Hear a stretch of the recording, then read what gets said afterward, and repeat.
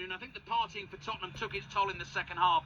Brighton scored all 4 goals in their second half. Remarkably, a 22nd Premier League defeat of the season for Tottenham. Their lowest ever Premier League finish. They're going to finish 17th. The fans are about to forget all that, though, because the Tottenham legends are lined up either side of the halfway line. I can see the likes of Steve Perryman, Pat Jennings, Gary Mabbutt, Clive Allen and Chris Hughton waiting to greet the Tottenham players back onto the field to celebrate once again the Europa League win in the week. That's why they'll be playing Champions League football next season. And then Ange Postecoglou afterwards, Mark, obviously will field some very familiar questions. Who knows, this could have been his last game in charge. In the league, a familiar tale. Brighton won it by 4 goals to 1. Brighton finished 8th. Actually, Brentford finished 10th with that 1-1 draw at Wolves. Bournemouth in between them, they beat Leicester, they finished 9th. No doubt that Arsenal are second. They won at Southampton. Henry.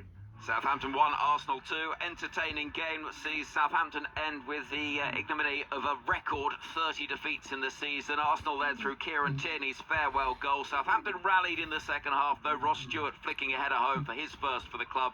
Arsenal brought on the big guns. One of them fired, Odegaard, with a low drive from distance beyond Ramsdale. It finishes Southampton 1, Arsenal 2. West Ham end the season with a win at Ipswich. Sam Ashu.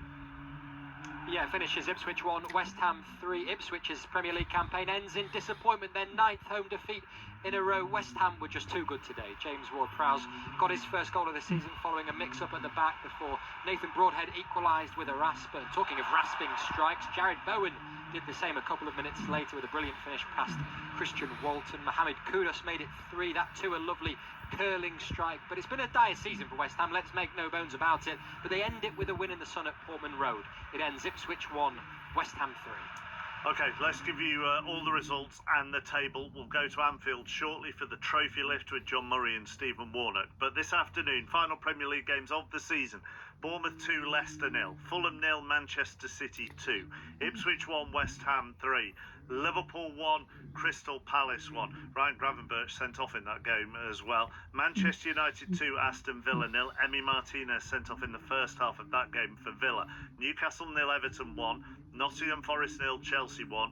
Southampton 1, Arsenal 2. Tottenham 1, Brighton 4. Wolves 1, Brentford 1. Liverpool, the champions, with 84 points. Arsenal have 74. Manchester City 71, Chelsea 69, Newcastle 66. They finish above Aston Villa, who also have 66 on account of a better goal difference. Nottingham Forest have 65, Brighton 61, Bournemouth 56, Brentford 56, Fulham 54. Crystal Palace have 53. Everton 48, they're in 13th. West Ham are 14th with 43. Manchester United end the season 15th with 42. Wolves have 42 as well, and they finish 16th. Tottenham 17th have 38. Leicester 25, Ipswich 22, and Southampton end the season 12 points, 2 wins, 6 draws, and 30 defeats. In the Champions League next season then, from the Premier League, Liverpool, Arsenal, Manchester City, Chelsea, Newcastle and Tottenham. In the Europa League, Aston Villa and Crystal Palace. Nottingham Forest will be in the Europa Conference League. So those sides that had been pushing, Brighton, Bournemouth, Brentford, they all miss out. Bournemouth, by the way, finishing 2-0 winners over Leicester. Let's just get the details from John Akers. Yeah, Antoine Semenyo got both of the goals in the second half. The second, a brilliant strike from the edge of the box, set up by Dean Huijsen after he came on as a sub. Was given a huge ovation ahead of his move to Real Madrid. A really fitting way for him to sign off. Leicester offered very little in what could be Ruud van Nistelrooy's last match in charge, of course. They finish 18th, while Bournemouth finish in the top half of the top flight for the first time in their history with a record points total. Finish Bournemouth 2, Leicester 0.